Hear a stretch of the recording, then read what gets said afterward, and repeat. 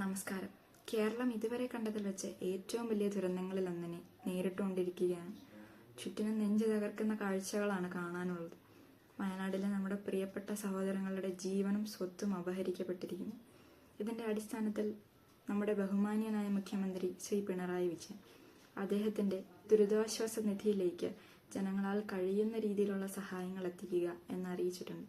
എന്നാൽ ഇതിന്റെ അടിസ്ഥാനത്തിൽ നിരവധി വ്യാജ പ്രചരണങ്ങൾ സാമൂഹിക മാധ്യമങ്ങൾ വഴി നടക്കുന്നുണ്ട്.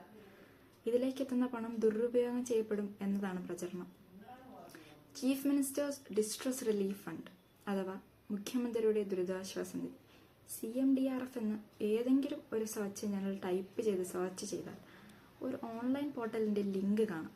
ഈ ഓൺലൈൻ പോർട്ടൽ സന്ദർശിച്ചാൽ ഈ ഫണ്ടിലേക്ക് എത്ര രൂപ നിക്ഷേപിച്ചിട്ടുണ്ട് എന്നും ഈ ഫണ്ടിൽ നിന്ന് എത്ര രൂപ ചിലവഴിച്ചിട്ടുണ്ട് എന്നും അതിൻ്റെയൊക്കെ ഒരു വിശദമായിട്ടുള്ള വിവരം നമുക്ക് ആ പോർട്ടൽ വഴി കാണാനായിട്ട് സാധിക്കും. അതുപോലെ തന്നെ റൈറ്റ് ടു ഇൻഫർമേഷൻ ആക്ടിന് വിധേയമാണ് ഈ fund. Right to Information Act പ്രകാരം 10 രൂപ അടച്ചൊരു ഫോം സമർപ്പിച്ചാൽ ഈ ഫണ്ടിനെ കുറിച്ചിട്ടുള്ള എല്ലാ വിവരങ്ങളും നമുക്ക് ലഭിക്കുന്നതാണ്. പ്രിൻസിപ്പൽ ഫിനാൻസ് സെക്രട്ടറിയുടെ പേരിലായിരിക്കും ഈ അക്കൗണ്ട് ഉണ്ടാവുക. എന്നാൽ ഈ ഫണ്ട് കൈകാര്യം ചെയ്യുക റവന്യൂ ഡിപ്പാർട്ട്മെന്റ് ആണ്. ഈ ഫണ്ട് തികച്ചും CAG ഓഡിറ്റിന് വിധേയമാണ്. എന്തെങ്കിലും ക്രമക്കേടുണ്ടായി എന്നറിഞ്ഞാൽ CAG റിപ്പോർട്ട് വരികയും നിയമസഭയിൽ സർക്കാർ ഇതിന് ഉത്തരം പറയേണ്ടതായും വരും. പ്രിൻസിപ്പൽ ഫിനാൻസ് സെക്രട്ടറിയായി ചുമതലയേൽക്കുക ഒരു മുതിർന്ന IAS ഉദ്യോഗസ്ഥനായിരിക്കും. നിലവിലെ principal finance secretary Shri Rabindra Kumar Agarwal IAS ആണ്.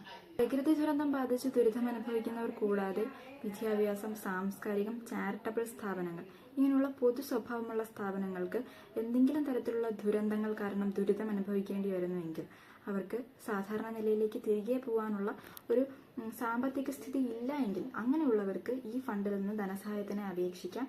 അതും കൂടാതെ പെട്ടെന്നുണ്ടായ വരുമാന നഷ്ടം കാരണം ദുരിതം അനുഭവിക്കുന്നവർക്കും ഈ ഫണ്ടിൽ നിന്ന് ധനസഹായത്തിന് അപേക്ഷിക്കാനായിട്ട് കഴിയും.